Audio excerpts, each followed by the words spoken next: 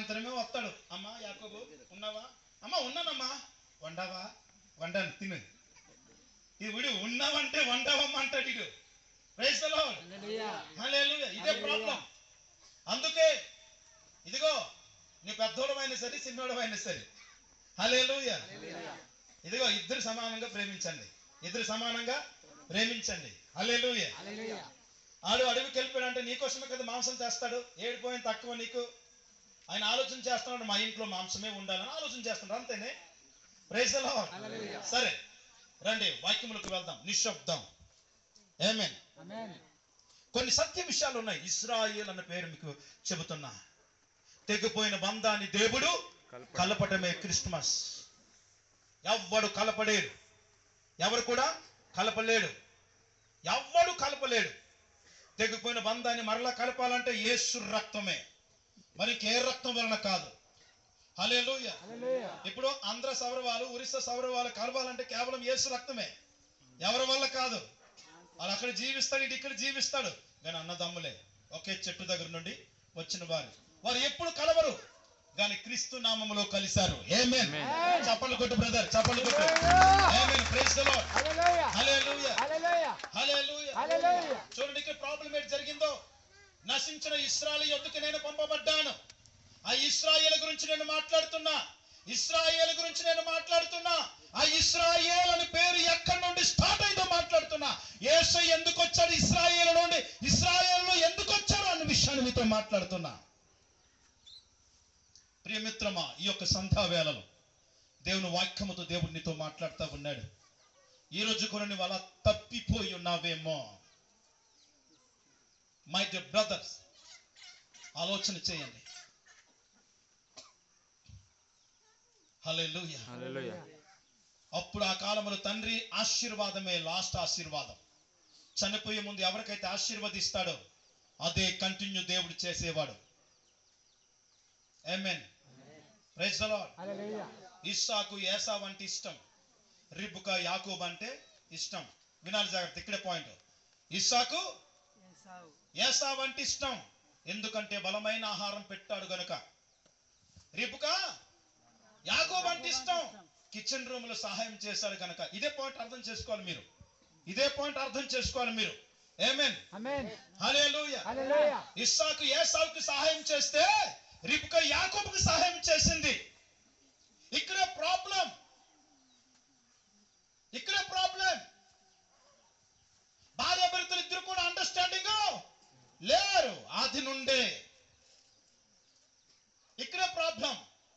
ఏసావైనా నా కుమారుడే, యాకోబైనా నా కుమారుడే అని రిబ్కా అనుంటే అది కూడా దేవుని చిత్తమే, లేకుంటే ఇశ్రాయేలు అన్న పదం రాకుండేది కాదు. వినాలి జాగ్రత్తగా. ఆమేన్. దేవుడు ఎక్కువగా ఎందుకు ఏసావు గురించి ఆలోచన చేయలేదు, ఎందుకు ఇశ్రాయేలు గురించి ఆలోచన చేశాడు? అది పాయింట్. ఆమేన్. హల్లెలూయా. బంధం తెగిపోయింది. నానా నేను చనిపోయే ముందు ఒరే నాకు మంచి మాంసం పెట్టురా నాన్న, మా నాన్నవు కదా నువ్వు అని అన్నాడు. ఎవడు? ఇస్సాకు యాకోబుకి.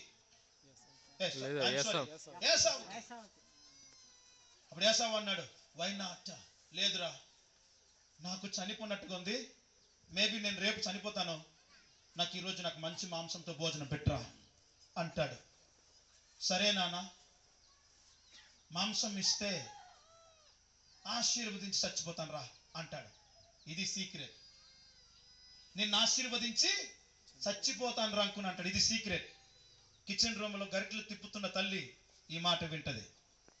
కిచెన్ రూమ్ లో గరిటెలు తిప్పుతున్నటువంటి తల్లి ఈ మాట వింటది. ఇదేంటిది, మాంసం తెమ్మంటాడు, మాంసం తెచ్చినప్పుడు నేనే వండాలిగా, ఇన్ని కష్టాలు పడిన నేను నా కుమారుడికి మా అందరికి ఆశీర్వదించకుండా ఎస్పెషల్లీ ఏసావునే ఆశీర్వదిస్తాను అనుకుని అంటాడు. ముసలాడు, బుర్రలు లేదు బుద్ధులు లేదు అనుకుని అంటది.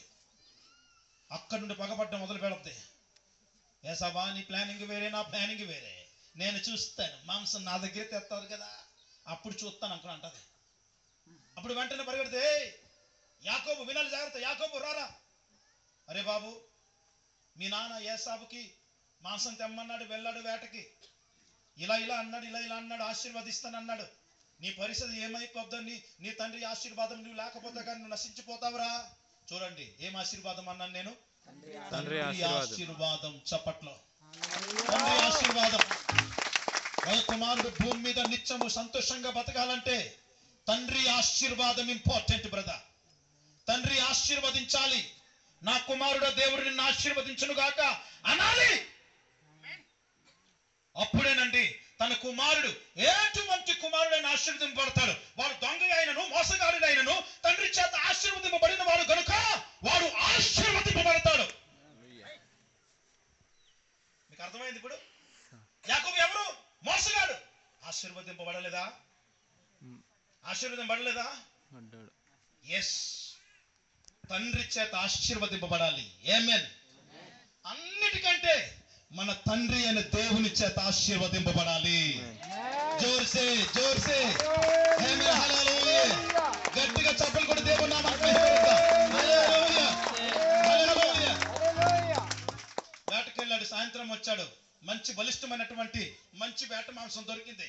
అమ్మా ఇదిగో నాలుగు అన్నం కావాలంటే మంచిగా వండిపో అనుకుని అంటే కచక మంచిగా చక్క ముక్కలు కోసుకొని, ఆల్రెడీ సీక్రెట్ అనేది యాకోబుకి చెప్పేసింది. ఇలా ఇలా చేయాలరా అంకుని చెప్పేసింది. అర్థమైందా మీకు? ఈయనేమో వేటకు వెళ్ళుకుని ఏం చేశాడు? వేట చేస్తూనే ఉన్నాడు.